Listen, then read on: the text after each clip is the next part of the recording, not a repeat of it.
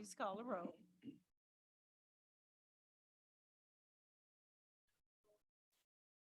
Here.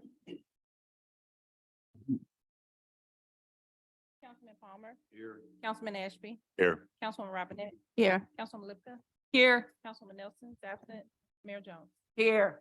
A quorum is present. At this time, we would like to turn the budget session over to our interim city manager, John Hampton. Mayor and council, it's a pleasure being here again tonight. I would like to make one amendment to tonight's thing. As you see, I have Rachel in attendance tonight, and I'd like to put her after CIP and capital funds if possible. And then we'll go through all the other funds. Are we in agreement to change in the agenda for the city manager? Yes. Oh, we all agree. Thank you, ma'am. So we'll start off with CIP, which is our capital funds, and I'll turn it over to Finance Director Evan Trump.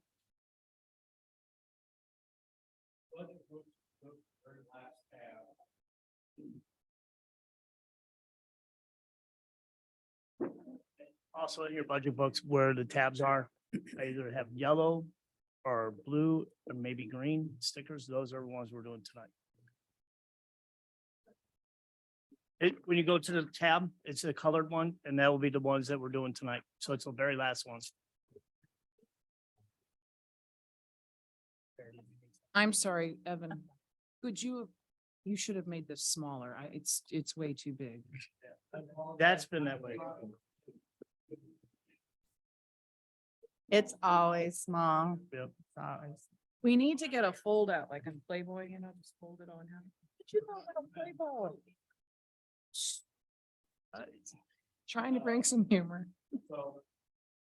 I appreciate that.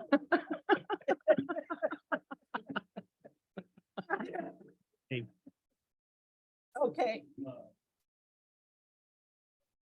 Capital improvement project schedule. This is, we did present this past fall. There were some amendments, then we took some out, because, we reported it for our budget. And then something we took out of it, put it down to another year.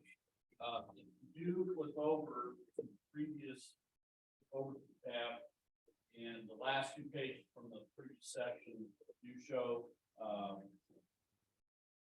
let's see, revenue detail by source for capital projects, and then the next page shows the expenditures for this year, budgeted, the summary budget. So this does show we have a revenue, we plan to have revenue that's dedicated to capital projects around $4.8 million. There is most of that is through grants. It is more than normal revenues from sales tax. But we do have other sources coming from proceeds from sales of property, and also gain on sale from assets as well. And the expenditures, we're looking at spending around almost $3.5 million in capital projects. And those are outlined in the expenses, but then even more detail during the schedules we originally put out. Can you- Things that are new or that changed this year would be, maybe a couple highlights here is the, under parks, would be the date, park playground replacement, $250,000. Plaza 501 phase 1, that's actually going to be part of the grant. And then moving down, we're also looking at, as David alluded, but in parks earlier, or especially in parks maintenance, that we're not contracting out mowing service, we're actually going to be bringing that back in house. So that's one of the reasons why we have a schedule now to replace zero turn mowers, starting this year with one at $13,000 over the next subsequent 3 years. Okay, I'm gonna ask you to back up just a little bit. Sure. Where are you regarding? I found the Dade Park playground replacement, so I found that, and then the next thing you. Go down a few $525,000, phase class of 501, phase one. That's what we're looking for. Oh, okay. I just, He blew it up on the screen in front of you, or Octavia did. yeah. Okay, so phase one, and that's under fiscal year 23-24. Okay, And then I went down to the next part of the vehicles and bringing mowers. The reason why we're having these mowers spend starting this year and the next 3 years. We're bringing that back in house and doing set of contracts. so you're referring to the 2 trailers for mowers? 0 turn mower? Dave, if you can help out on the lift as well, please.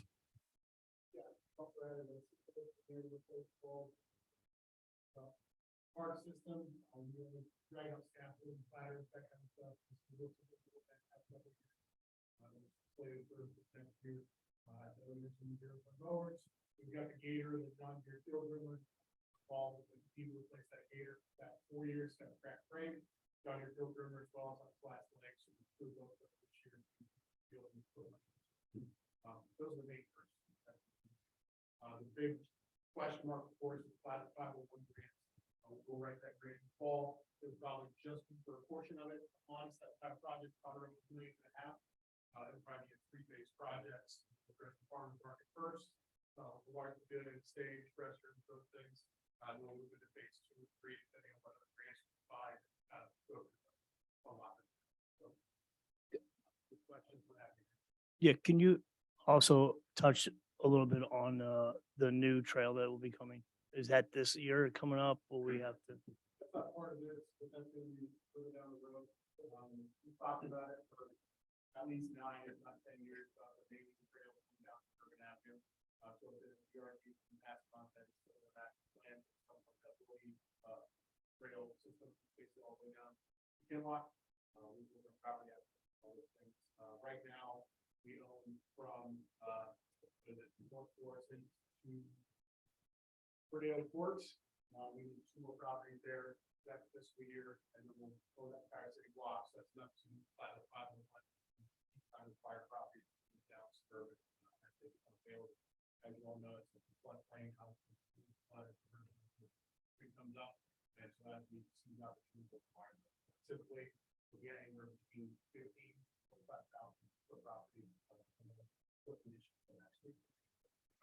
I know at the senior expo, they were, the GRG was there and they were showing Maylene was still in their master plan with no problem. The scissor lift, that's gonna be something we can use in other areas of Ferguson as well, right? Putting up the banners and things like that. Anything we put in parks is going to be 80% dedicated to parks.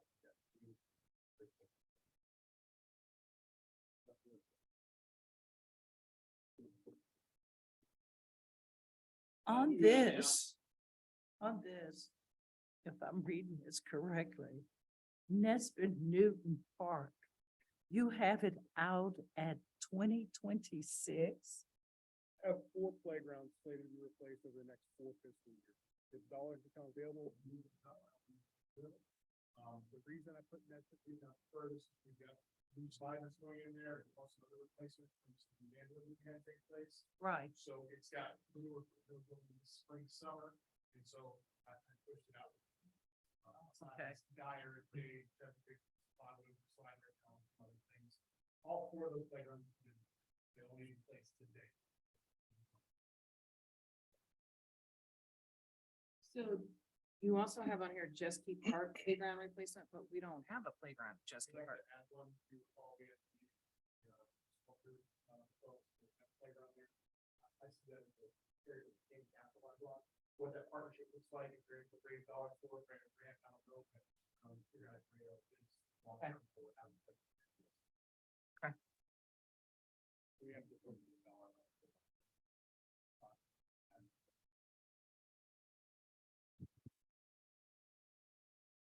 Any other questions for Dave?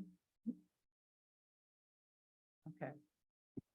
Just one last question, this is for you. If it's in gold, what is that The old is,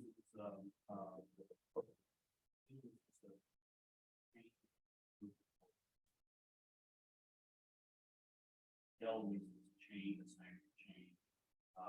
Those are actually.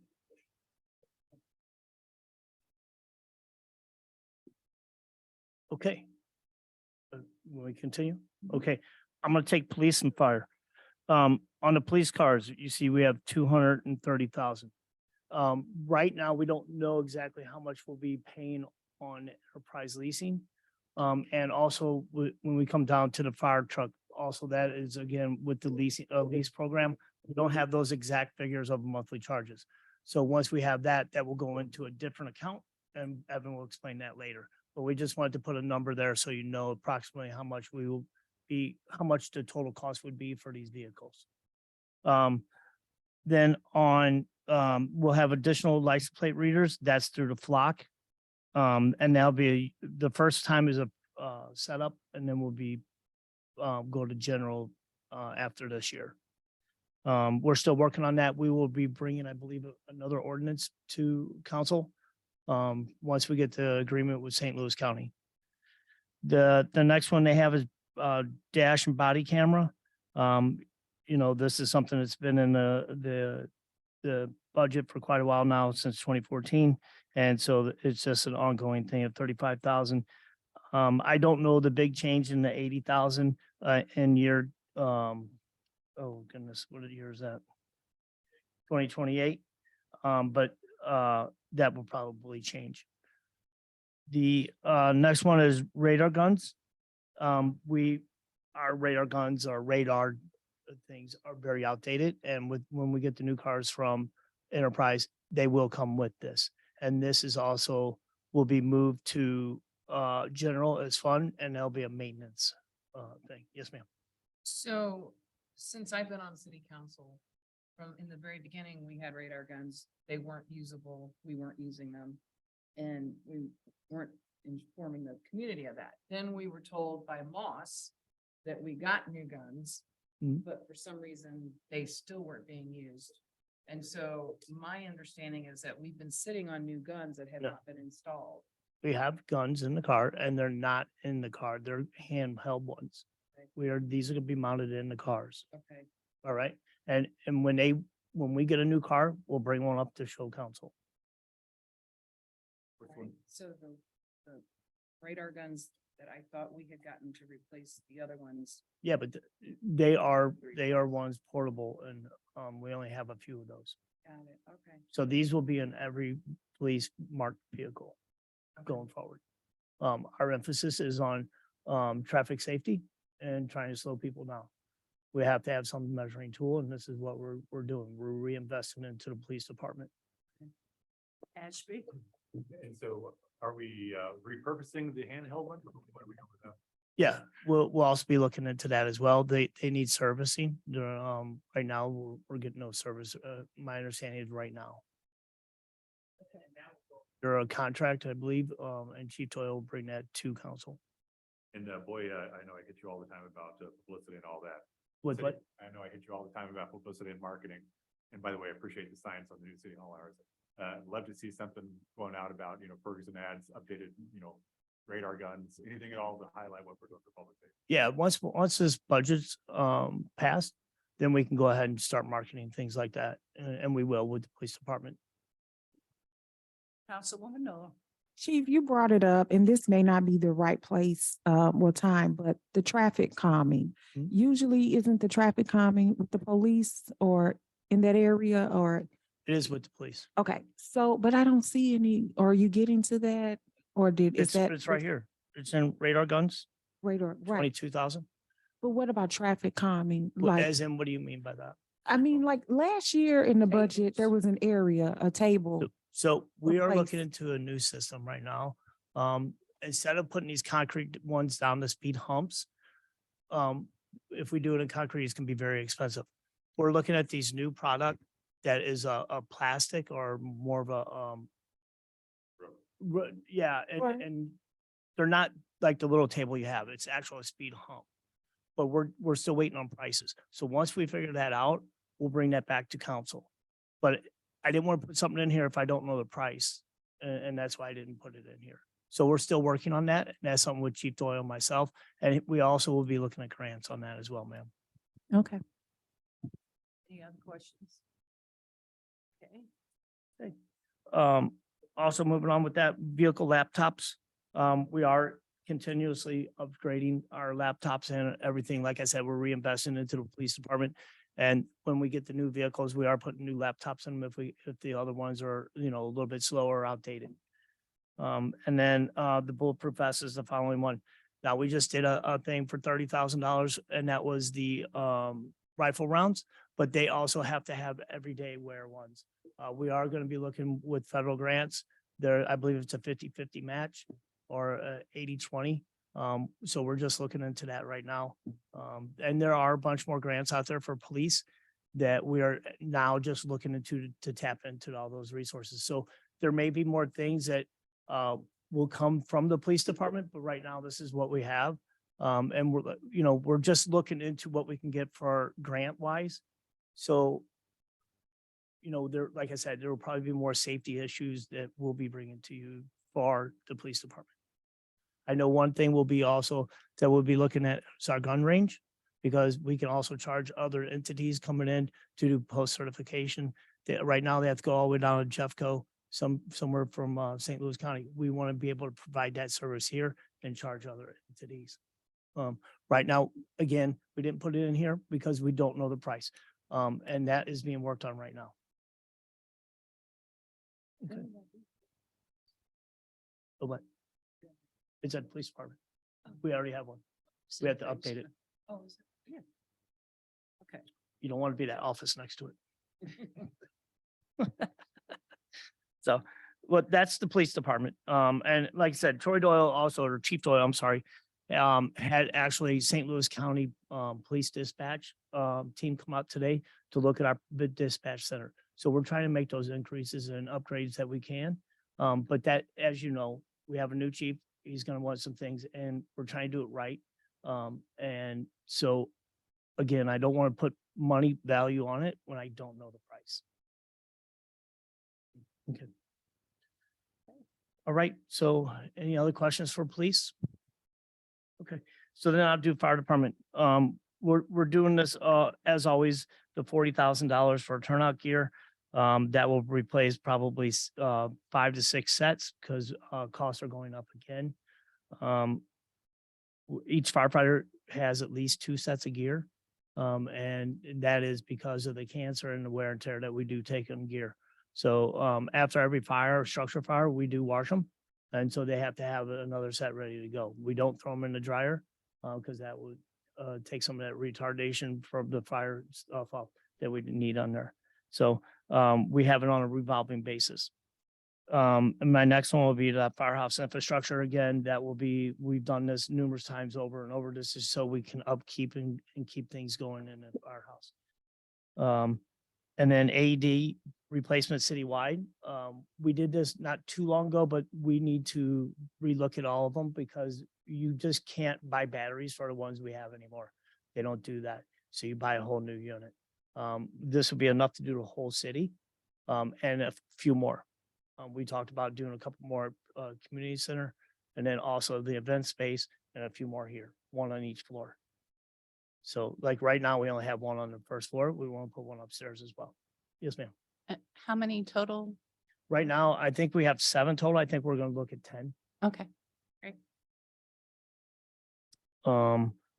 Sorry, I lost my spot. Yeah, extrication, we already did that. No, I'm sorry. Where am I? No, the battery powered spreaders, we already did through FEMA. And through our funds from the flooding. Our HERS tool that we had is no longer any good and certifiable, so they took it out of service. My next one, bulletproof vest. Like I said, we don't need them like the police do, so we're using more of that rifle round. That so if we do have mass shootings or anything like that, we're more prepared that way. And I don't need to have that day-to-day wear once. And then the fire truck, we put this in here as the 1,100,000 or 1 million and change. just because I don't know what the breakdown will be, but we'll discuss that later. And then moving on to the last thing, this is replacement of fire equipment. We have to keep that, just like PD, we want to keep things on a rotating basis. And next year, Chief Doyle and myself will look at how we can split that up to keep some of the same amount of money, but like maybe I get 10 and he gets 10, and we try to work things out so that we're being fiscally responsible. That's it for the fire department, and I'd be happy to answer any questions. Okay, so moving on the next one would be streets. And Evan, you can present with Corey. Corey, if you wanted to step up over here. For the tree replacement, 500,000. And then, the map from CDBG is 155, 300. And then sidewalk to budget 5,000 sidewalk replacement fixes, throughout the city. And then our STP grant from South Dade, was an 80% recovery grant, for budget 571,623. That will get 8% of that. That, Corey, when will that call for RFP, or is it already out there? It's already out. When will that be due? The vendor. I have a question. Corey, have we heard anything for the STP grant for Elgin Woodward? Not yet. Okay. When would we typically hear a response for that? Because it's normally later in the year, like August.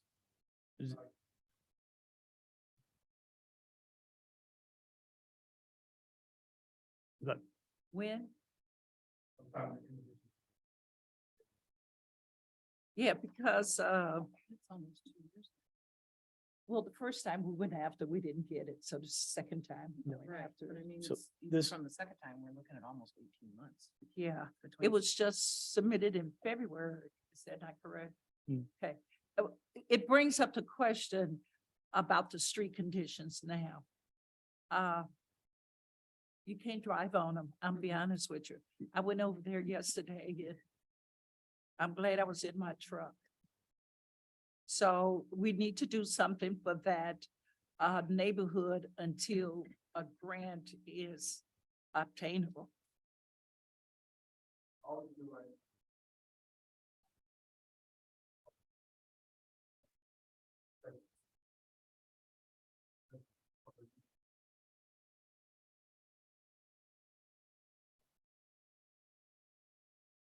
It knocked us out of contention.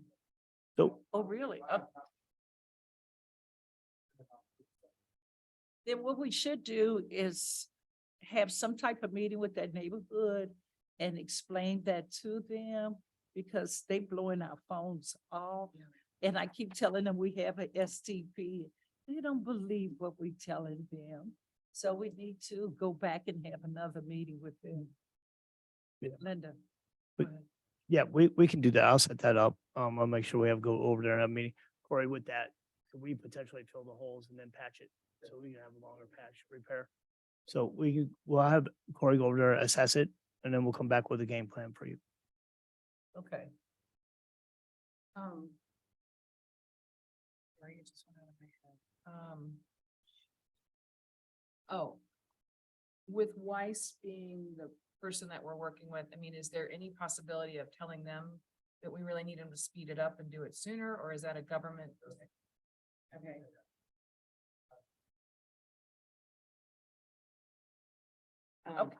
And then I have another question unless. Go Okay, ahead. still And in this- then it's Councilman Ashby. Okay, still within this area, so the sidewalk replacement, I'm gonna go back to that one, that's a bone of contention that I constantly bring up. We've got it, I know we have it in our charter that the homeowner is supposed to pay for the sidewalks, which is basically pretty much ridiculous, because they didn't put the sidewalk in, they bought their house, it was there. And now all of a sudden, they do nothing to the sidewalk. I mean, most homeowners don't even walk on their own sidewalks. They get in their driveway, go out of their driveway. It's other people that walk on sidewalks.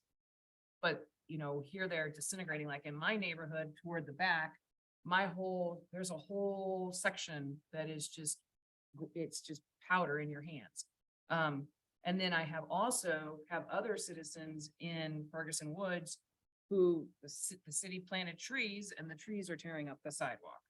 So, but yet we're telling them it's their responsibility. I really feel like we're not gonna solve the problem tonight with the budget, but I would ask that we increase this amount. I would like to see it go to 15 or 25 instead of 5. And I would like to see the council approach this subject because we do have very serious situations of, I mean, wheelchairs can't go down the street, bikes can't go down the sidewalk. And now we're pushing these people out into the street. We already know what our street circumstances are with speeding. So I really feel like this is an issue that we need to focus on as a council in the next 6 months and see what we can come up with. But I would like to see this increased in the budget because I do think it's something that needs to happen sooner than later. Okay.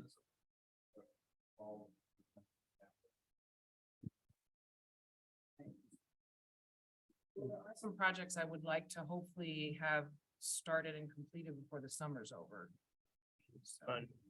And if Corey, if you get time, go in her subdivision, go to that last block, the whole sidewalks are crumbled. No, it's Chateau Woods. Yeah, Yeah, when you pull in, you might fall into our holes, but but go to the back, all of the sidewalks are crumbled. it's pretty serious. And it's been that way for what, 5 years now? A little bit longer. Yeah. Okay. Oh.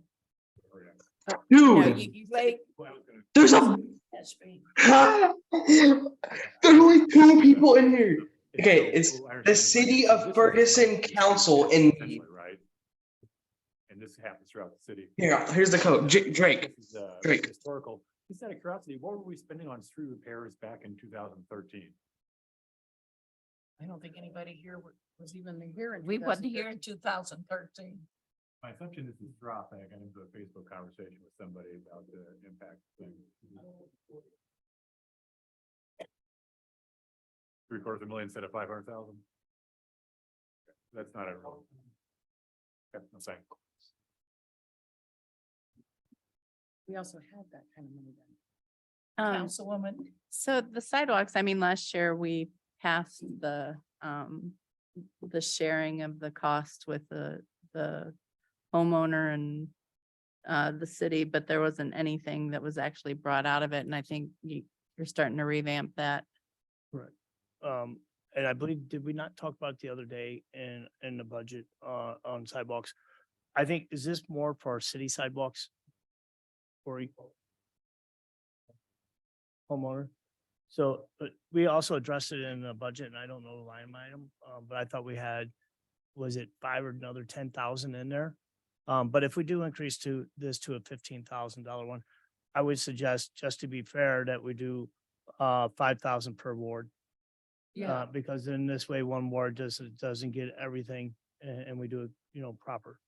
yeah. Would that be the city paying for the repairs 100% or is that still a 50-50? We have a 50-50 match. So, So that's gonna go into the 50-50 match program? Or is it gonna be? Well, separate from the 50-50? What is the 50-50? Um, Explain. I mean, it's 50-50 match. 50. I mean, you pay half, we pay half. Oh, but that's a new program? or- We had it out for 2 years and I don't think we even did anything. John, we haven't done anything with the. We haven't 50-50. promoted it. Nobody knows about it. We used to have it years ago too. Yeah, we used to have it. We used to do it. And it was through FNIP, a lot of it at that time. I know FNIP was looking at potentially doing the sidewalk program again. And if we go that route, then we can put it all there since they are with people, but I still think it should go 5,000 per ward. To do it correct, to do it Yes. right. Is it possible to not do the 50-50, just have the city pay for 100% of certain? If we do sidewalks? 50-50, we're gonna get a lot more done. Yeah. It's just like a sewer lateral. If we go around and fix everybody's sewer lateral, we're gonna go broke. So if we do everybody's sewer sidewalk, we're gonna go broke. Because everybody will want theirs done tomorrow. And we don't have the funds for that. I understand that challenge. My point is that by doing the 50-50 match, you might have one home that can afford it, the next home can't afford it. And just out of curiosity, what is the cost of replacing a sidewalk?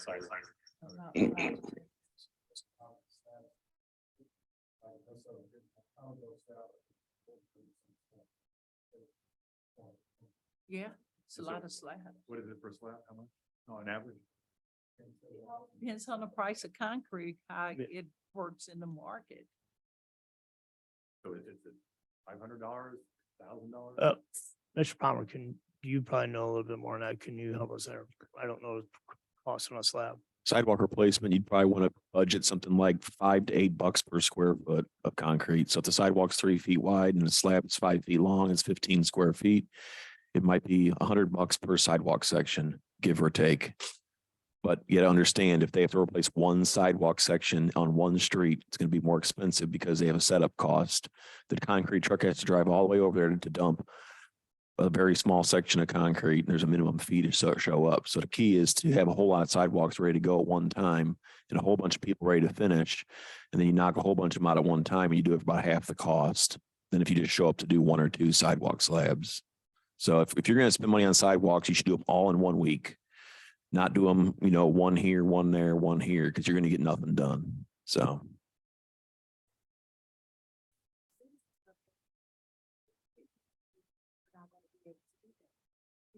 Yes, you will. You can, because you put a deadline on it and then you put them all out for bid at the same time. That's why the trees need to be cut down. That's why the sidewalks are uplifted. So, yeah, you can do it, but I'm speaking realistically what people can afford. So that's why I just don't agree with that. Councilwoman Robin Nash. So, just to throw this out there, most communities, the burden is on the homeowner, even though it's it's not their sidewalk or, it's the city's responsibility. They pass that back to the homeowner. So doing a 50-50 is actually, we're doing more than what we would have to do. So just want to throw that out there. I would also suggest to kind of answer your concern, Councilman Noah, if we had a situation where we could get them all done in a week, like Mr. Palmer is saying, which is the smartest move to make, because we have to be cost effective and we can get a lot done with $5,000 if we do it that way. If there was an issue where somebody's not ready to pay or they can't afford it, then I would suggest that that's the second step of possibly setting up a payment plan with that citizen or something along those lines. But that would be a whole nother conversation with the finance department to see if that's a process we could offer. But I would say that would be something to investigate. Interim city manager, Yes, ma'am. could you work with the staff to come back to us Yes, ma'am. with something concrete about a 50-50? I see what you did there. Yes, ma'am. I hate to And use the also- word concrete. With that, also with that, I mean, we can maybe even develop some sort of payment plan. And, if we need to put a lien against the house until it is paid and then take it off once it's paid. There's options out there. Also, I know with FNIP, if they take it on, that's part of what is it, that loan that's going out there right now for them? Maybe that's part of that they can use as well. Then you have the Promise Zone offering 6,500. Yes, ma'am. So we have that going. And also Millstone Weber, they're very generous. They put in a whole walk path for Alvin Park. So that's something you could look at, see if one of the corporations will be willing to donate X amount to help fix the sidewalks in the city. I can get back to council on that.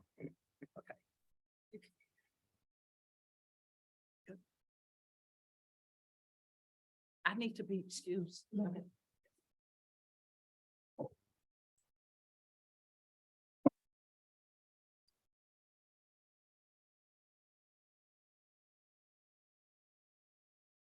I would, yeah, go ahead, interim city manager, please continue. Okay, so now we're on common fleet. So $100,000 for dump truck, I guess it looks like a plow truck, 5 ton. Can you go a little bit more into that?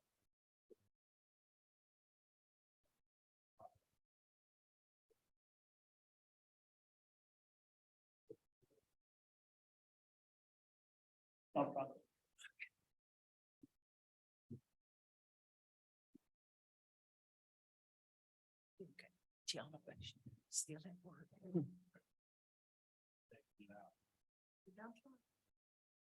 Apparently, we don't need this dump truck, so we're gonna take it out. Hey, there's my sidewalks. We got a lot more things we. I wish money did work that way.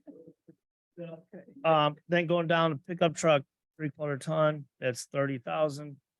Pickup truck, another 3/4 ton, that's 40,000. That will all go into the, we just put a price marker there. We will come back to council at a later date and tell you what everything's gonna be. Because I believe our first payment will come out of capital and then it'll go to general, correct, or will say. Okay.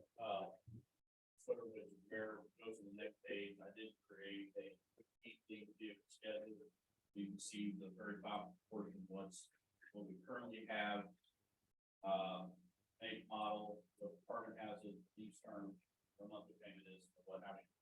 What the remaining is from this month. Down to the second flow shows what we have got ordered, where they are, in the process, and the two pickups that are on their way, are these are.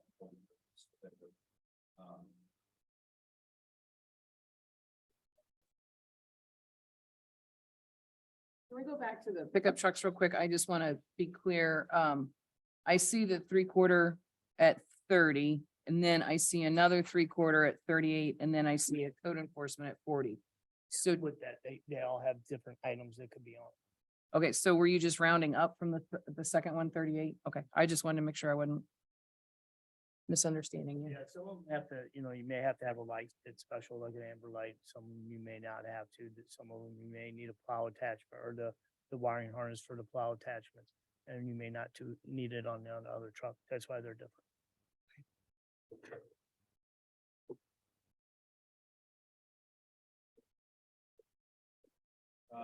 Next item, facilities, one question. So the HVAC, replacement of the police department was definitely needed, 50,000, and then, for the council chamber, and then the update here in the council chamber, this is what Chris talked about doing, the highlight note, we did increase 100,000, and we increased the nurse 5,000, that would be updating, a lot of the outfit items. Technology. So- I do have more information. No, I was gonna touch on the HVAC replacement of the police department. We are doing an emergency repair right now currently because we do not have air conditioning down there. We talked about this, I believe, at the council meeting. And so that cost may be less now. Because I think we're gonna have to work on just now the heating portion of it, correct? Because we are doing the AC. So it will total 50,000, but we have to spend some of that now. Okay, we will bring a budget amendment to. And then the council chamber update, I mean, not tonight, but I would like to go into more detail or dive deeper into that because I personally don't think we need to spend that much money on this chamber. But I would like to see what your ideas are, so. Yeah, so on that, we will develop plans. I think we did it a while back. Just to let you know, we're very old. Our systems are very old. There's a lot of things we can't do. We'd like to have a webinar instead of a Zoom. If we did that, nobody can move in and come and take our stuff, take over our programs. There's things here in this DIS that we need to replace and or better upkeep. I mean, there's mass shootings all over the place and we want to make sure you all are protected. So we do need an upgrade here, my thought. And it's just because, we want to serve the community the best way. No, I know. This- I mean, this is just technology more- is fine and we just need to learn to run faster, but yeah. No. This is more than just a council chamber. This is more of a meeting place as well for city business too. Yeah, because Matt and Ryan said, this is not exactly bulletproof down here. They just threw some old, Bulletproof bulletproof vests down in here, so, yeah. like the ones You that had can duck. expired. And also, usually we have emergency buttons, correct? And then with that, even though we have a police officer here, but we also need to have that emergency button, and those type of things. We have it, but we want to make sure that we have that for everybody. We want to be safe and we want to do upgrades so that we can, you know, right now the Zoom, if we go on Zoom, you can barely see what needs to be seen. And so we want to fix those cameras. We want to fix the speakers. We want to fix the everything here as well. I have no problem with the technology update because that's well overdue, but I just don't want to see cosmetic things. I'd rather see the money spent on To important me, it's stuff. more of a safety issue than more of a cosmetic. Right. I want to be safe. Yeah, I mean, could we even just change the line item to say security and AV upgrade? Well, it's gonna replace this. This will be replaced as well. That's portion of the part of the security. thing. I can we can leave this in here if you all want, and I can bring you plans and we can discuss it later. That way, when I have an actual set of plans, and I think we do, but they're just kind of outdated. We wanted to make sure we get a new updated No. plan. Yeah, we saw something about what, 4 years ago? Yeah, they're, yeah. My point was more visuals than the reality of it. Just that we're gonna have people going through this budget at some point and asking us questions. And if it's vague, they're gonna assume it's aesthetics. If you put the word security and AV in the actual line item of the budget, then that's actually more descriptive of what we're doing, and then we'll have fewer questions down the road. Dave? General state, we call one of the RFP process, sometimes we try to do for approval, all that, we just stated it in the project. As far as the wording, I understand, where it comes from, and it makes it a little bit, oh, yeah, no doubt, you guys do a great job of keeping us informed, but I regularly get, comments on, a 2-line something or another, and they're saying, what does this mean, blah, blah, blah. Yeah, so I mean, even if you go through this in the back, I think there's even more of a description in the book itself, and that's something we can also put out to everybody. as well. But we can look at the wordage and make sure that we, absolutely. We'll fix the wordage. Thank you for the Thank you. conversation. No, what's next? Next would be the IT infrastructure, I think it's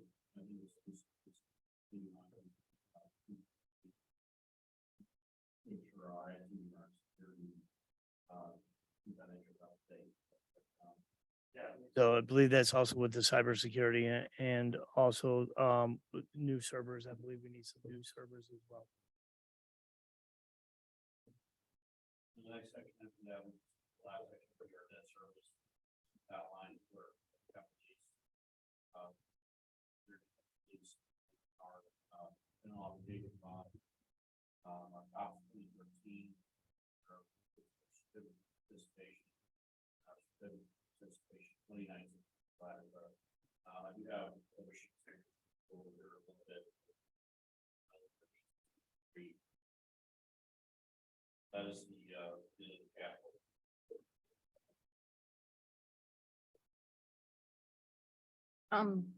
I may be asking in the wrong section, but at least it made me remember, where are we on the payments for the police department and for the fire station? I believe they were on the very first budget night. Were we not, Evan? So the top actually the administrative 2013 are part of the police part of the building. Community center right there. Mhm. And we're covering that okay? Because when Jeffrey Bloom was the finance director, he was always putting the fear of God in us. We're never gonna be able to cover it and the TIF isn't gonna cover it.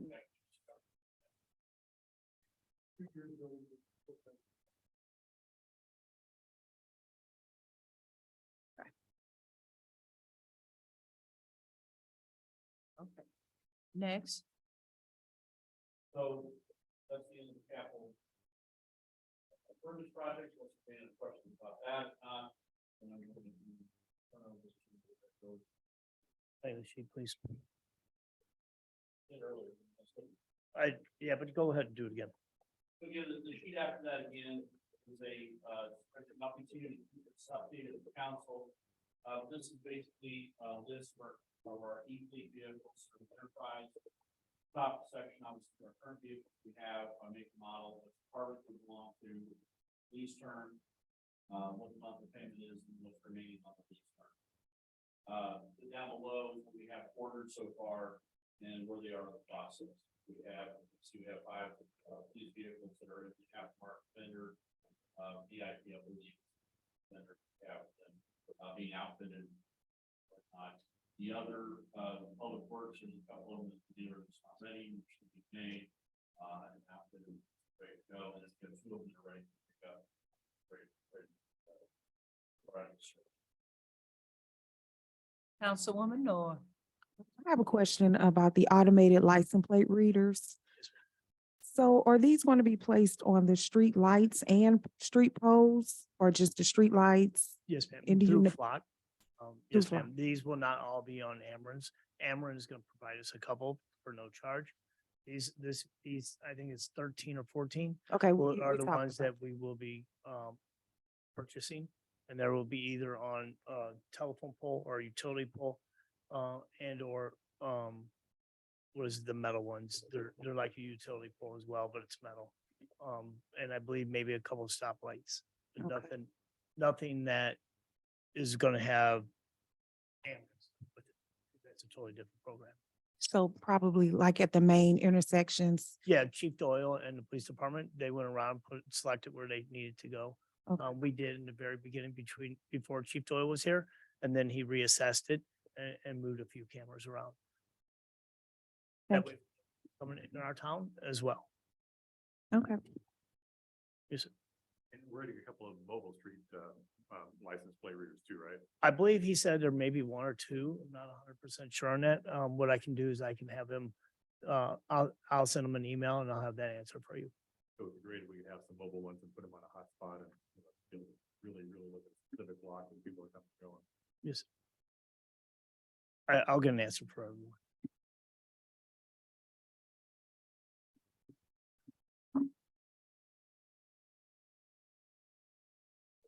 So now we're going to move to,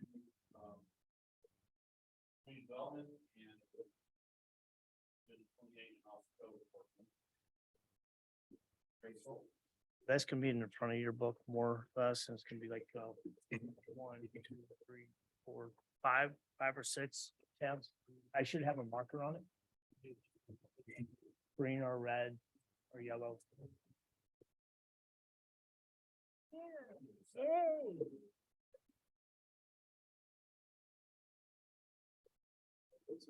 Tonight we have Rachel St. Pierre, our new community director, and she is going to present her budget for this next upcoming year.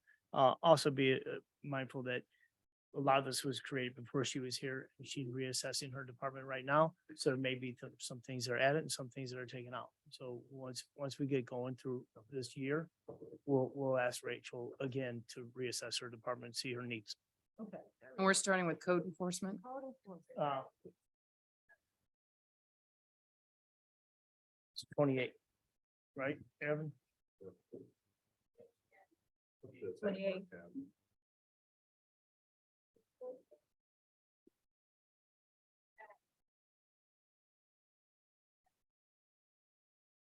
There are able to there.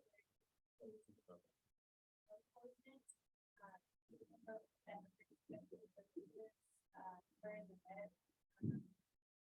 As a. Currently, the president. So that's focus on that department. This upcoming year. Other than that, everything else that was budgeted, it's all free. So on the first issue that you have a for land development. We did send it to the training here.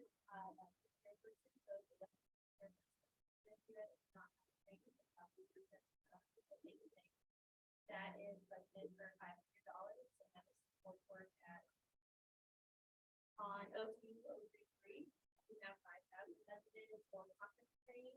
This is conference training for economic development, and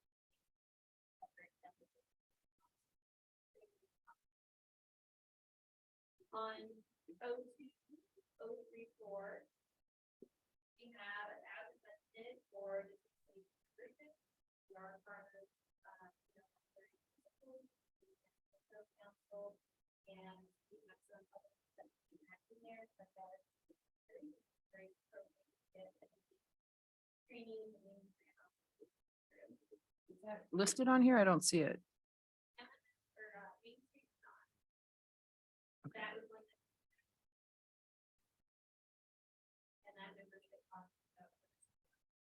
So will that raise the total to 1,700 instead of 1,000? Okay, should we make that change on our B2s? Okay.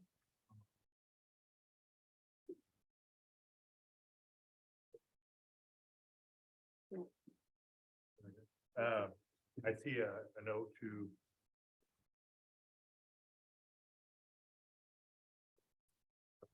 Back a second. Okay, now I'm catching up. Sorry, thank you. That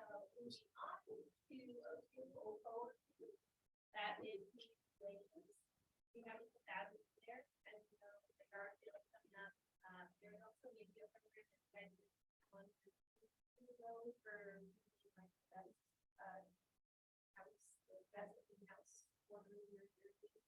You might need to keep that again. The next thing that we have, people actually get for economic development, but for activities.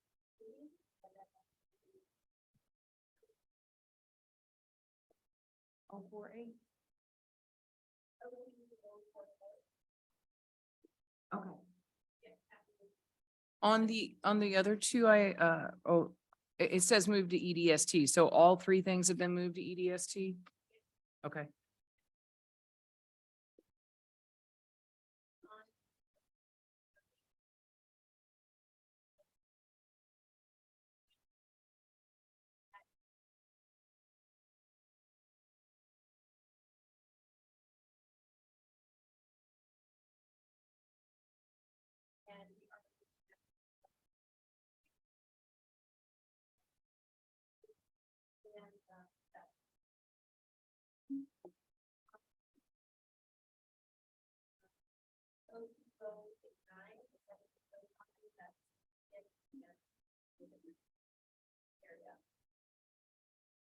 On O2-071, we have 500 for various applications, so we might be apps or business registries.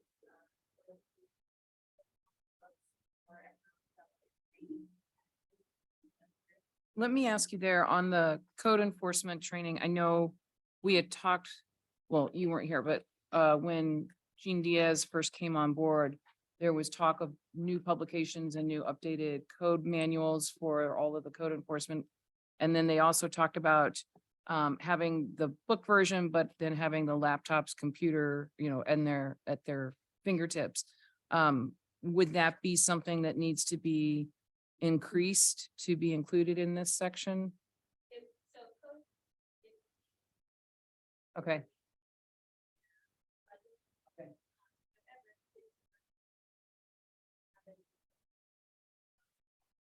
I think is it ICMA or something along those lines? ICC. Yeah.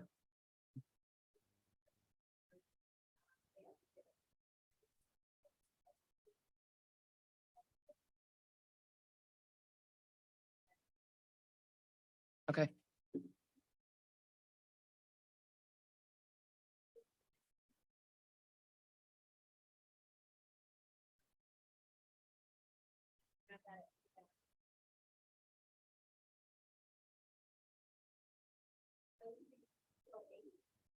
You have to drop that to 1,000, just because most of the neighborhoods are there.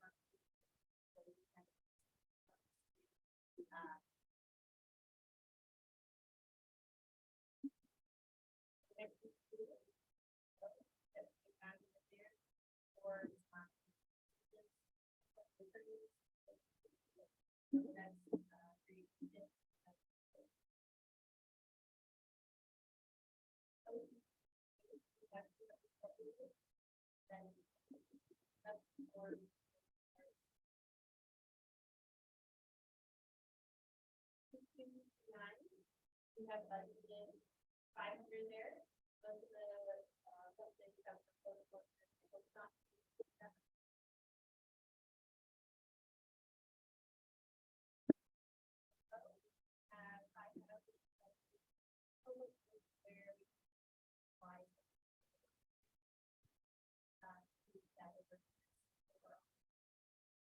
Councilwoman Noor. Rachel, so can we utilize some of these funds for the neighborhood association signs to advertise the meetings or? Yes, okay.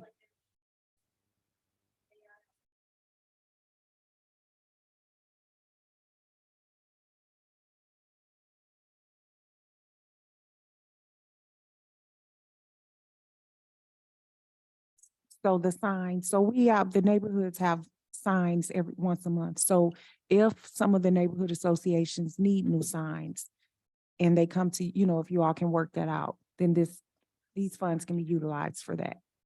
Okay, thank you. Okay.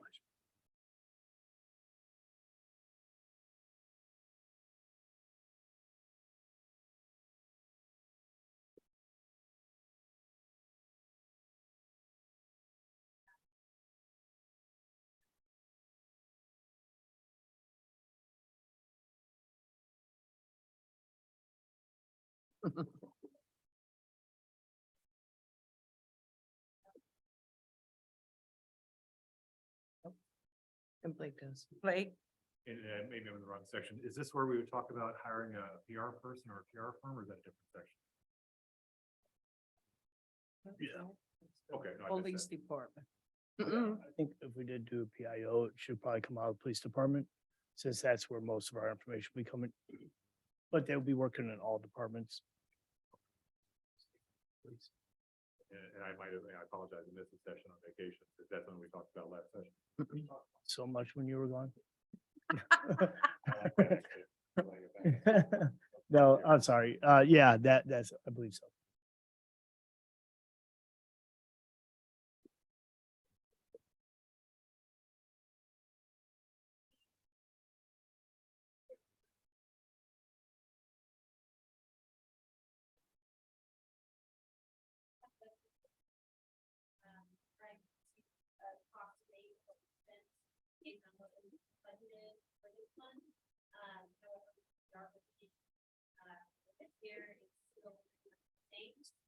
The big difference that you'll see is the $90,000 that was spent here that we have brought down. Yeah, 19,000? I can answer that.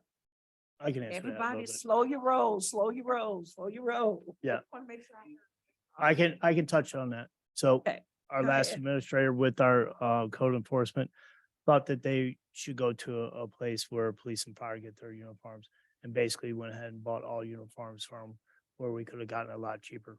Now they have a lot right now. That's why we were bringing it back down to where it's manageable and where it should be. We don't need to replace everything right now. Yes, they'd probably need a new pair of boots, and that's part of their uniform. And so I believe we got it down to where it's manageable, but we're not going to go back to where police and fire get theirs.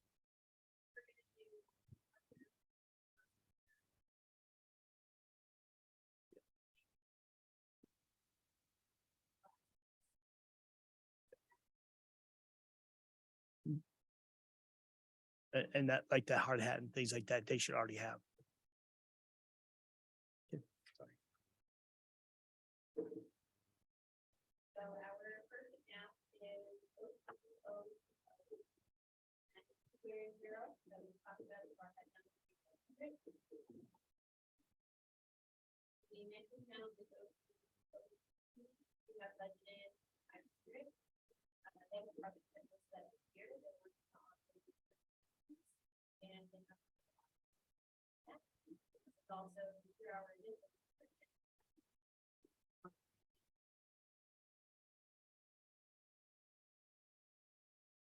on to we have $300 budgeted. That is our IT membership that is online. And ACO and again, virtual place was we probably for. Yeah, so also, again, on this ICC certification one, that is for the whole city as well. So police, urban fire also uses that, and that's where we save some money as well. Again,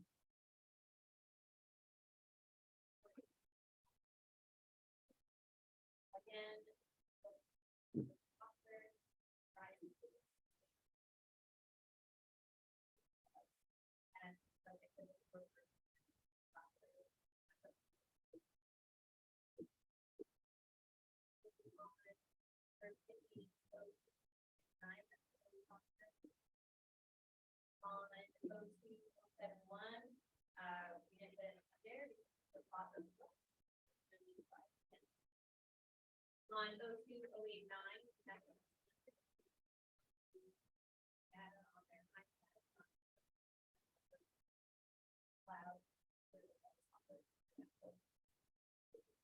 On 02090, we have budgeted for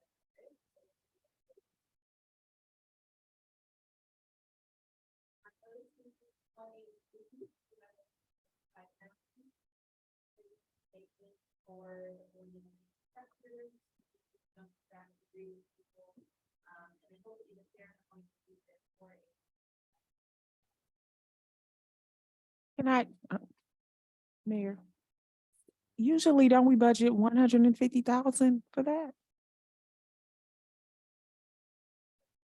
Last year, I mean, so if you look at, in 22, we had 86,000. So last year we went more, and Dave, you can probably help out a little bit more on this as well. Was it for not some of the extra cleanup that we did do with the contracts?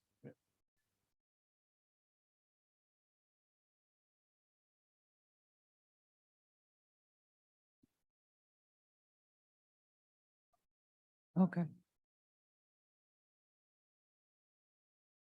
It was over. And I don't disagree, especially, and I say this respectfully, when some of the areas they were not addressed. And so I'm hoping this year, I mean, when I saw that number, it just kind of alarmed me. So, I mean, I believe you all that maybe we were over budgeting, but I'm just hoping this year that we can address some of those areas. Thank you.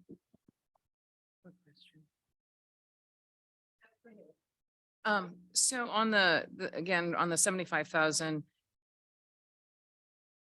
According to what you're saying to Councilwoman Noah, this is very realistic. There's no movement at all. Okay. The reason I ask is because one of the things that I brought up before and I would like to bring up again, and I don't know what the cost would be. I don't know the extent of the cost would be to have on the board ups on homes in the neighborhoods, to have those board ups painted in a manner that makes them more aesthetically pleasing to the neighborhood, instead of driving down the street and seeing a house that looks like a bomb shelter relic. You know, we always have community groups that want to come and volunteer. Miss Noah has a group coming in. Maybe that's something that we could do with them. Have more volunteers do that, because I mean, it is a board up, and that whatever should be getting fixed or torn down or cleaned up, it should be there permanent. So that's something that, you know, it's just to Right. me is, that's a lot of money to have somebody out there painting and where we can have them grass cutting and catching up on things that we need to. And I'm not saying it's a bad idea. We need to make the place look good, but in reality, we're already stretched then. And then to go ahead and start painting these boards may cost us a little bit more in the long run. of Well, different things. Yeah, I mean, I hear what you're saying. That's why I was asking if there was any movement, and it sounds like there isn't. But I do think that is something, a goal to strive for. And maybe, as you said, that's something we strive for, trying to encourage volunteer groups to come and help us with. So, okay.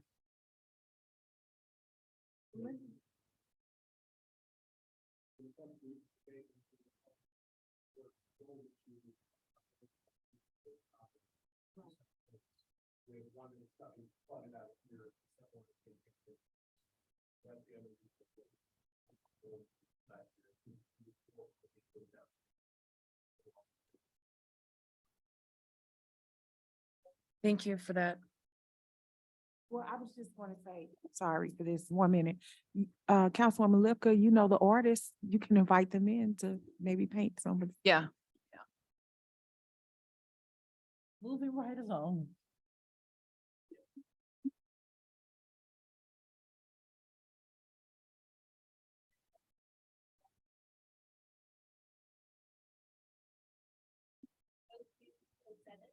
We have 300 there, and that is a club for the private city districts that we talked about. It's for the combined.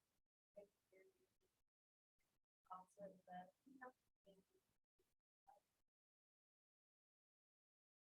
on OCO, we have budgeted $1,000, and for large projects, and it's something that's complicated or out of the ordinary for us. So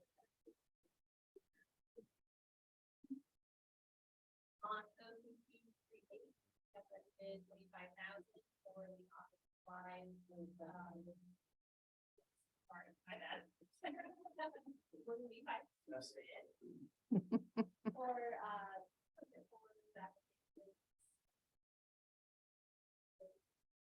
that is 3,500 is budgeted. That is 35 people.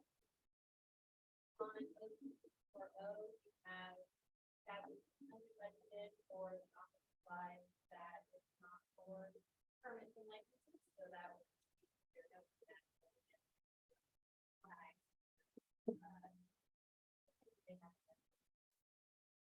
On one, you have budgeted 800 for the office furniture or keys.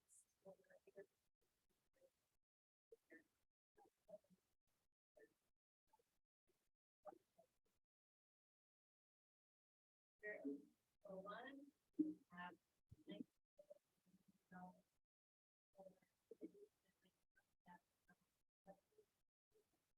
I think mine's a little different. Yeah, but that one's 1,500. On the, O2 2, 4, for 1. one, equipment is 1,500 and then 100 on Miscellaneous. 2299 miscellaneous. Yeah.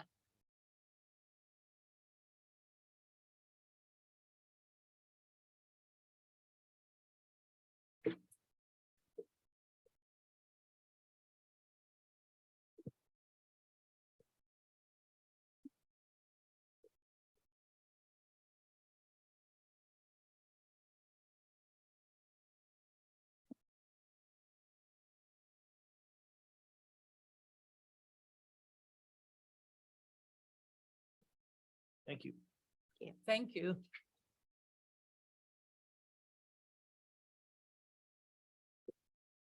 Where's the next tab at, Evan? Okay, so we're gonna go back again. It is the second last tab.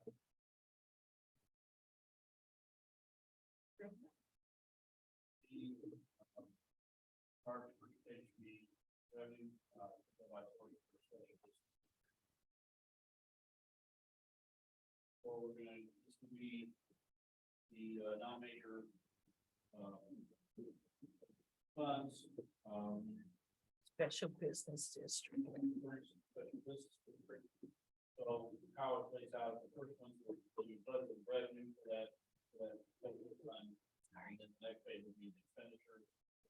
And that's same pattern through SPDs, through lateral, economic development, general obligation bond. There is no down tip that is actually is actually sunsetting this count. And then also the last one would be the capital project. Revenue.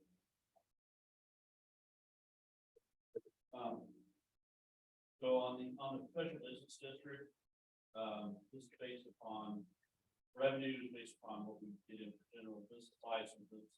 And just looking over the last year, minus 2021, we're projecting about 25,500 in revenue. The budget they have, the bottom government, presented to me what we'd like to see. They're spending wanting to spend about 1,500 of memberships. Now, what their totals here should be noticed that what their balance is going to be carrying forward, which is around 55,000. Currently in their account is what they're using to cover what they're proposing, especially budget. Where are you finding the 55,000? That is actually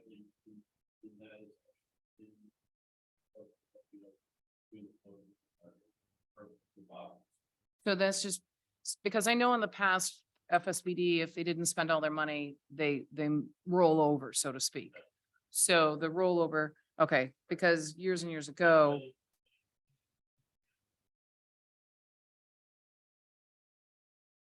right. Rollover is just a term to kind of describe. So, okay. So they're not really asking for anything from the city's budget. They're just showing where they are utilizing their funds.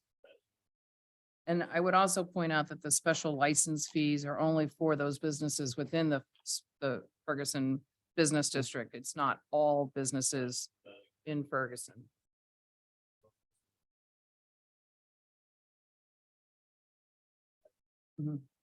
City Walk. Next one would be the sewer lateral, and mostly, most of the income tends to be coming from, cash collection coming in, through lateral fees, 226,000. We are actually expecting to spend around 255,000.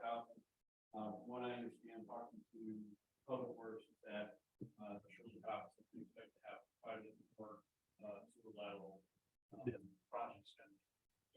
Yeah, so we are taking MSD around to a lot of our locations and we're identifying and working with the homeowners. A lot of the homeowners still did not know we had a program going on. And so what we're doing is we're going door to door when we actually see it in the street. First off, seeing if MSD will take responsibility, which a lot of them don't. And then we have to fix our, the sewer lateral with the homeowner. So once we start talking to homeowner, getting the ball rolling. This year we have a lot. And it just seems like that's part of our infrastructural problem in our streets. And once that goes, then we have the undermining of our street, then we have the street failure. So we're going to put a lot of emphasis this year on MST, making sure that they're accountable if we can make them accountable. And if not, we got to get it fixed. And, just a perfect example is Walters. That was an MST issue. They've already replaced it. They lined the whole street. We have undermining throughout the whole street. If you ever want to drive there, be careful. And they're not taking responsibility, even though they know they had a leak there. Like I told them, I go, you have a street there and you even admit that it has washed out. The street's not going to break in, maybe 6 months. It's going to break over time. And that's what's happening. So that when we see these big holes in the street, it's from years of this happening. And right now we're trying to really get a handle on it and working through that. So that's why we have a higher price this year. Yes. Yeah, it's off of date. Yes. Ashby. Back to the PR side of it, once again, this is something that the residents, we see a hole in the street on Chancellor and we think the city hasn't done its job. But really, it's not the city not doing its job, it's in some cases the city not doing its job. And, and proof that we are getting things back on track is just the fact that we're trying to take MSD to task again and correct these issues. And it would be great if word of this got out to the citizens that these are the things the city's doing to address our longstanding infrastructure. If we're doing all of this great stuff and addressing, in some cases, 5, 6, 7-year-old problems, which is great, but nobody knows what we're doing until after the fact. Yeah, a perfect example is Lee. Look what we did to Lee this past week.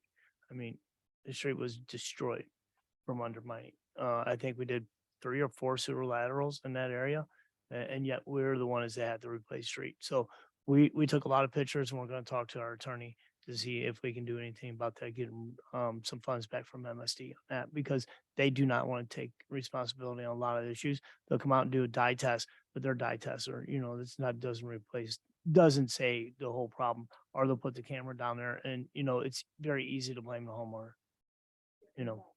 so Councilwoman. that was Lee. Mhm. Yes, ma'am. Councilwoman Nelson.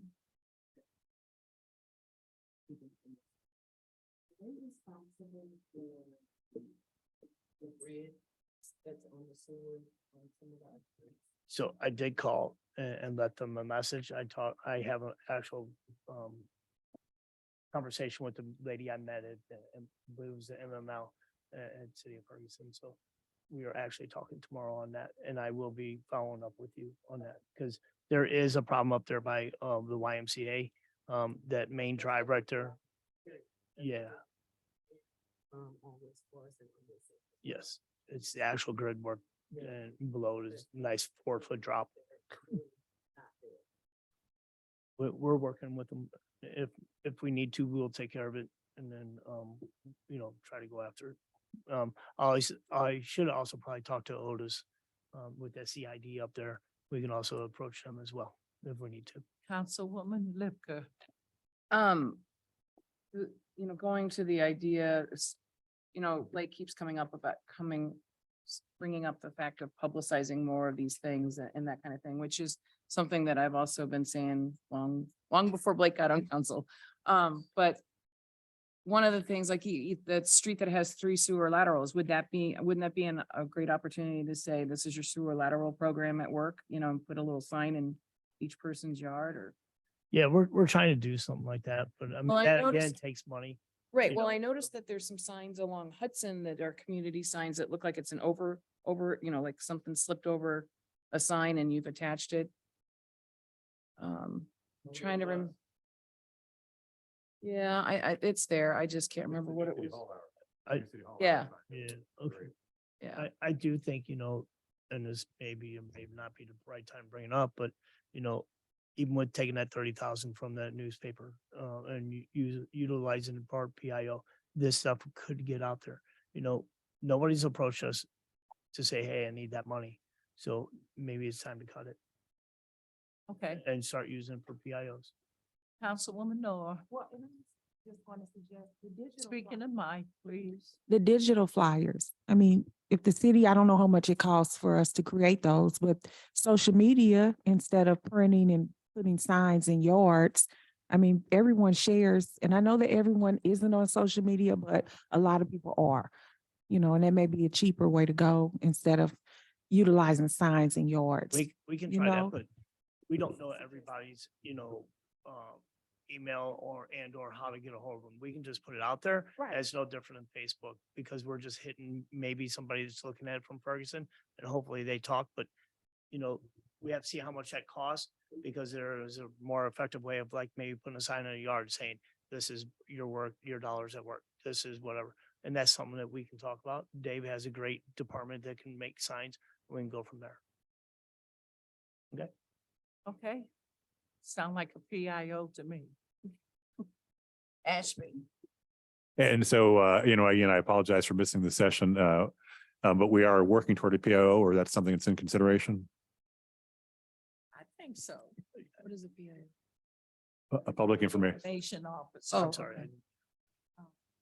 No, we working toward, That's right. getting one. I Yes. told him yes. Yes, and that's, you know, trying to find some money to get that, you know. Because a good one is not cheap. Yep.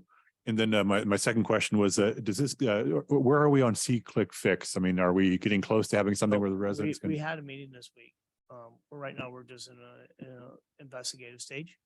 They have improved their program and they are also part of now Civic Plus. Dave could probably touch on that just a little bit more to help fill you in.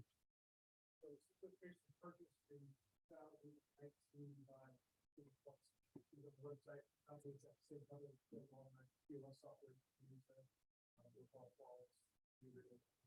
Several weeks now for efficiency of operations. Last week. But it's definitely something we're pursuing.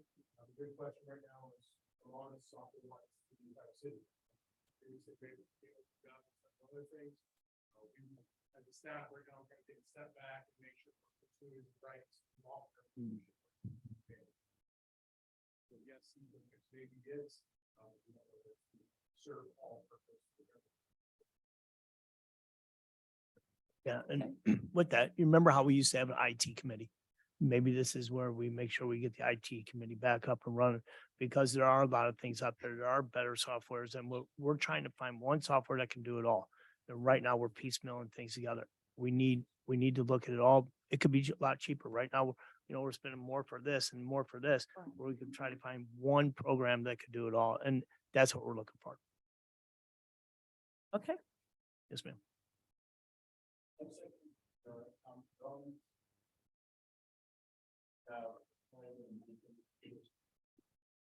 Revenue due every year.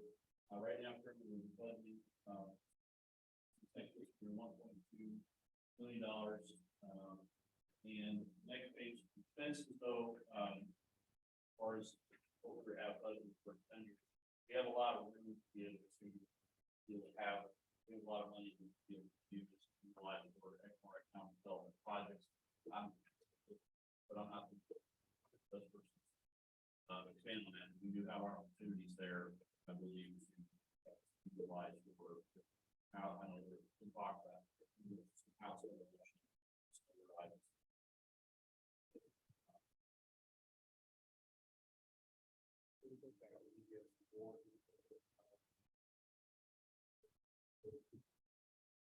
But the EDST board is an advisory board, so they don't get to tell you.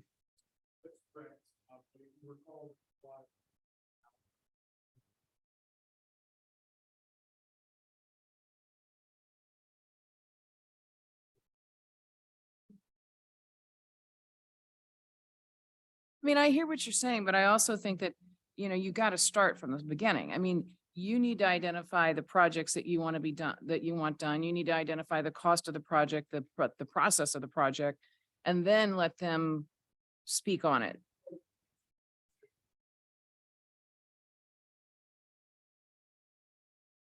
There is a list that has been compiled for the projects for the economic development sales tax. And number two, they're still working on their bylaws with professional service. They have not gotten to that point. So you still have that sitting on the table that has to be completed first. You do have a list that is recommended for projects. So we do need, since we have our community development person, we could probably look up those records that Elliot has and probably reconvene. Only thing that's going on with the economic development is the finance director from the Ferguson Florissant School District. She retired, Laura retired. So we're waiting on Dr. Davis to send her replacement because she has to get acclimated into that job before she can sit. So I'm pretty certain that she's ready whenever we'll be ready to start EDST up again.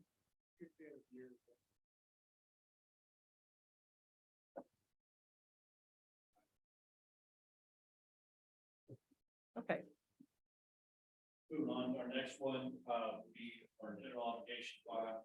This is the $4.4 million bond we, and be reminded we did refund it, refinance it in 2021. This actually what we budgeted bringing in taxes to collect, pay for the principal and interest each year. Next page shows where our principal payment is will be $425,000. Total interest would be 67, almost 68,000. Total 193,000 of their debt. And then the next page is our COP, our certificate of participation. This is both 2013 and the 2019 month together. There is no, we don't revenue for these. This is our principal payment. In total will be $551,000, and our interest total will be $182,000. Total of about $736,000. And that is kind of split through calendar. So the first one may come out September, and the next one out in March. That's how it goes.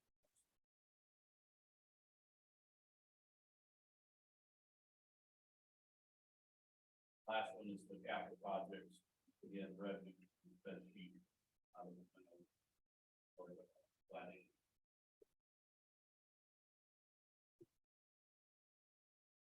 And if not, I'm going to introduce now Larry Robinette. He presents the FIP budget.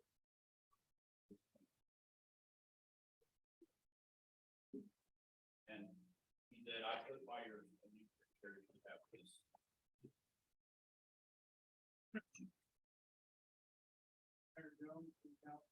Good evening. So both of this, you got a preliminary introduction to a couple of these line items we talked about the quarterly report. About a month ago, we firmed this up. We had a discussion within the board of directors for FNIP. This budget really, coming into this kind of new with FNIP having been defunct for a number of years, and us coming back in and putting things together. This is really just a look at what we think's in place. Some of it's reflective of what we had last year, driving the budget. Some of it's reflective of what the city has in the budget, the programs that we're proposing that we would, manage, if you will, for the city going forward. So with that, I'll kick into it. And we can take questions line item by line item if you'd like. Try to handle those as well. The first page, the plan is to extend our residential exterior improvement program. We did not have a quorum at the board in the last meeting, but we did discuss raising that program to $1,500 instead of $1,000. That would require board approval for us to do that. We're seeking to fund that with the $250,000 again in the next fiscal year. We did approve to extend the low income addendum, and that is funded out of the money that you're looking at above. It would be for this year as well. That program is live. Right now, I'm just manually sending the addendum to the new proposals that come in. We will get that up to the website.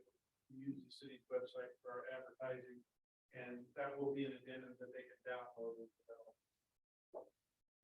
I'm supposed to revisit and advertise and manage the 50/50 sidewalk program.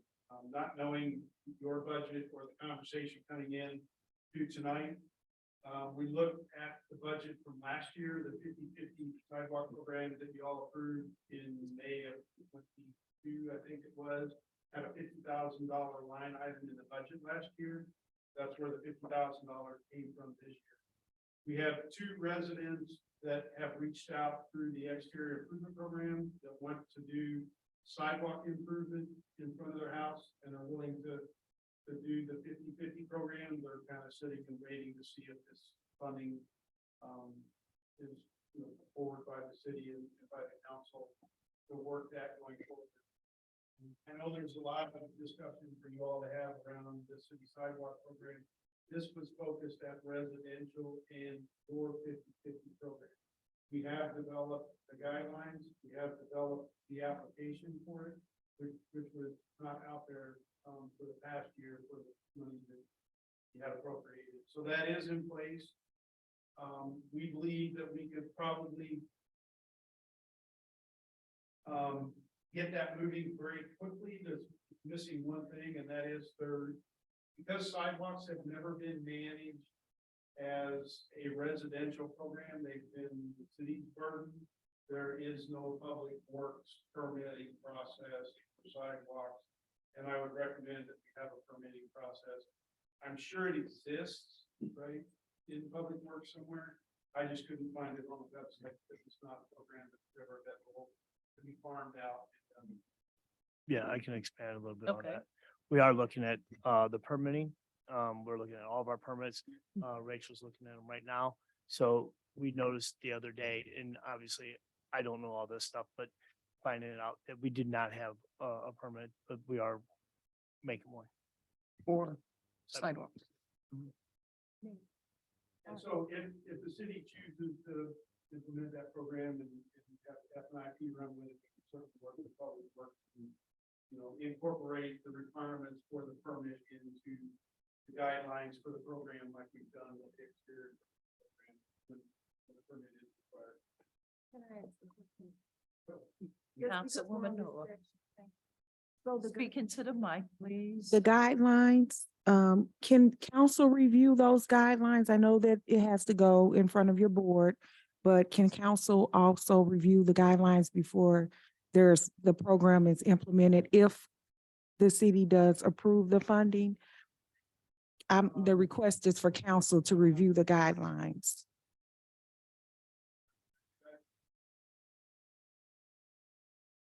No, Participation by.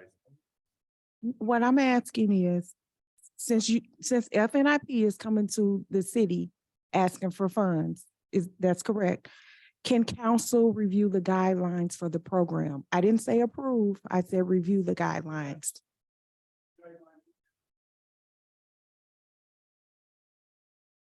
Can council review the guidelines? If the city decides to approve the funds to FNIP, can you email the guidelines to council so that we can review them in case we have suggestions before it's made official? No, I mean, I No? would say what he's saying is that, we have as much right as anybody else to see what's been decided because it will be promoted and publicized on the website.